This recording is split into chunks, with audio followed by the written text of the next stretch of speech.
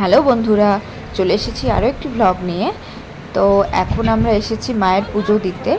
ভোর 3টায় উঠে স্নান করে ফ্রেশ হয়ে আমরা চলে এসেছি মন্দিরে লাইন দিতে।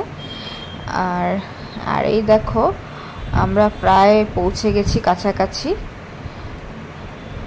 এখন আমাদের সামনে এই গেটে তালা দেওয়া রয়েছে, এরপরে তালাটা খুললেই আমরা সোজা মায়ের মন্দিরে ঢুকবো। এখন একটু ওয়েট করছি আর খুব এক্সাইটেড মাকে দেখার জন্য। মানে খুব আনন্দ লাগছিল যে মাকে দেখতে পাবো কিছুক্ষণ পরে। আর এই যে দেখছো কি ভিড়, ভোর 3টায় লাইন দেওয়ার পরেও সামনে 50-60 জন ছিল। যাই হোক, আমাদের মাকে দর্শন করা হয়ে গেল, পুজো দেওয়া হয়ে গেল, মনটা খুব ভালো লাগছে। আর ভেতরে এতটাই ভিড় ছিল যে ভিডিওটা আমি করতে পারিনি।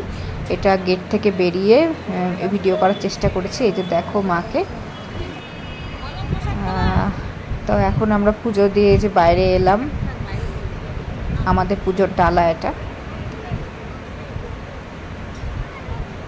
অনেকক্ষণ দাঁড়িয়ে থাকার পরে এই যে এবার একটু বসে রেস্ট নিচ্ছি আমরা। তোমাদের মন্দির চত্বরটা দেখাই চলো।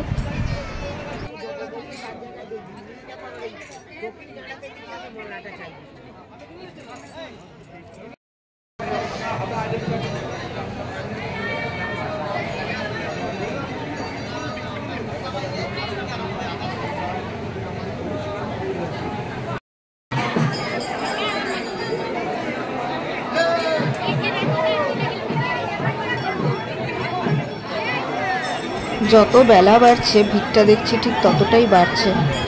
আমরা সকালবেলা ওঠাতে মানে খুব ভোরে লাইন দেওয়াতে পুজোটা খুব ভালোভাবে দিতে পারলাম, এটাই খুব শান্তি লাগছে।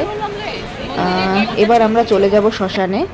ওখানে আজকে এই যে প্রতীকের বড় মামাকে দেখছো, দ্বিতীয় যে ছবিটা রয়েছে, সাধক চণ্ডীদাস চ্যাটার্জি, ওনার প্রাণবার্ষিকী উপলক্ষেই মানে আজকে শ্মশানে গীতা পাঠ হবে আর সাধু ভোজন হবে গীতা পাঠের পরে।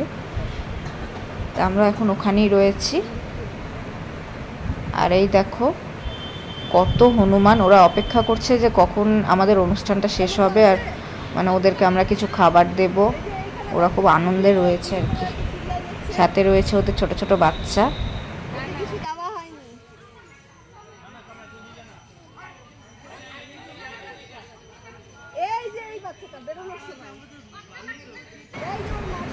তো আমাদের অনুষ্ঠান শেষ হলো। এবার আমরা এসেছি সাধক বামদেবের সমাধি মন্দিরে, তোমরা দর্শন করো। আর এটা শ্মশানের মায়ের মন্দির, খুব জাগ্রত মা। তো আরও অনেক ভিডিও দেখতে সঙ্গে থেকো। টাটা।